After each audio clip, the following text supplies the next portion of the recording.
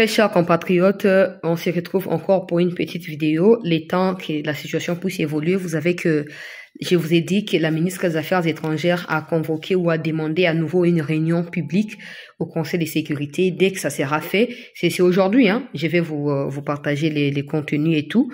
Donc pour l'instant, notez que les premières retombées de la diplomatie commencent à arriver ou commencent à tomber. Je sais pas si je dois dire retomber, commence à tomber. Bref, la première fois et le premier pays, c'est qui? C'est l'Allemagne.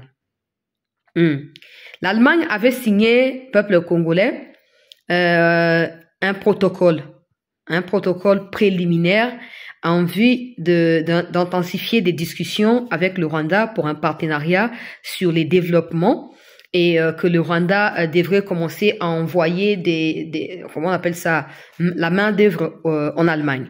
C'était, je crois, au milieu de l'année 2024. Il y avait un protocole qui avait été signé. Il fallait maintenant que des choses puissent avancer pour conclure avec un accord proprement dit et permettre que ces partenariats soient faits. Donc, le Rwanda envoie de l'aide à l'Allemagne, dans le domaine et à médecine particulièrement, et l'Allemagne accorde des financements pour le développement, infrastructures et tout ça. Na Rwanda. C'était déjà prévu que na février oyo bakota na début et effectivité à partenariat wana. Malheureusement, l'Allemagne vient d'annoncer officiellement que cet accord n'aura plus lieu jusqu'à ce que le Rwanda se retire complètement de la RDC. Jusqu'à ce que le Rwanda se retire complètement, que le Rwanda retire ses troupes, que le Rwanda retire les M23 de la RDC, tant que ça ne sera pas fait, cet accord de partenariat est annulé. L'ultimatum a été donné.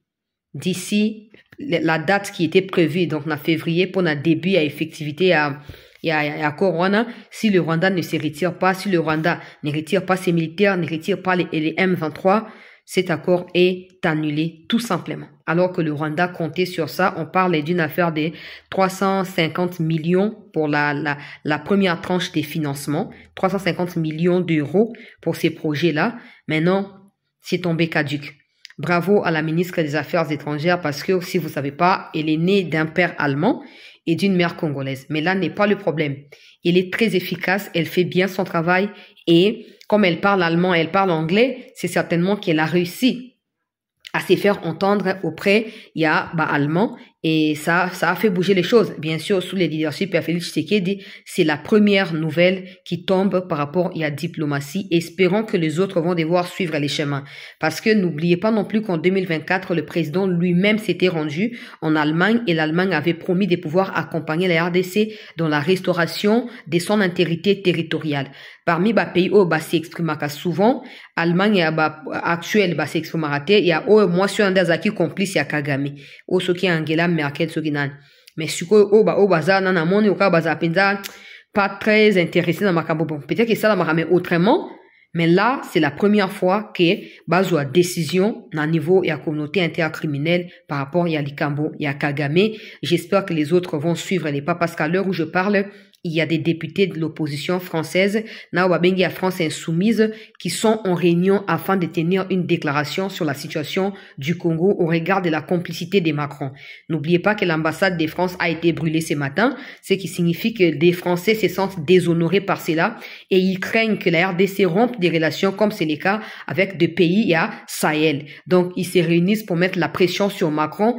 Je ne peux pas donner des espoirs parce que je ne suis pas française, mais regardons comment ça va évoluer. Et déjà, quand ça commence comme ça peut aussi annoncer un bon présage par rapport à pays au Batikal Nakatia Conseil de sécurité, na réunion où ils allaient prévu l'élo. Donc, restons en attente. Je vais vous tenir informé. Mais par rapport à la situation à Goma, tout est encore calme. Tout est calme. Mais quand je parle de calme, ça ne veut pas dire qu'il n'y a pas de combats. Non, il y a des combats. Mais quand on vous parle de Goma qui est pris ou centre de Goma ou aéroport, tout ça, c'est faux. Des combats se déroulent autour de l'aéroport, mais ce ne sont pas dans les centres-villes de Goma, encore moins dans l'aéroport. Les FARDC sont toujours là, nous continuons à demander du renfort. Si les renforts ne peuvent pas être déployés à partir de Goma, on a tout le moyen de pouvoir les déployer en dehors de Goma. En dehors, il y a la province Ouana. Le président, Yemoka Eb Makambo, Ndenge Nazo précision, Eb Makambo, Sala, Eb Makambo, Sengeli Basala, j'allais dire. Donc, Espérons que ça puisse évoluer en notre faveur et sachant que c'est pas suffisant cette histoire de l'Allemagne, mais c'est un début.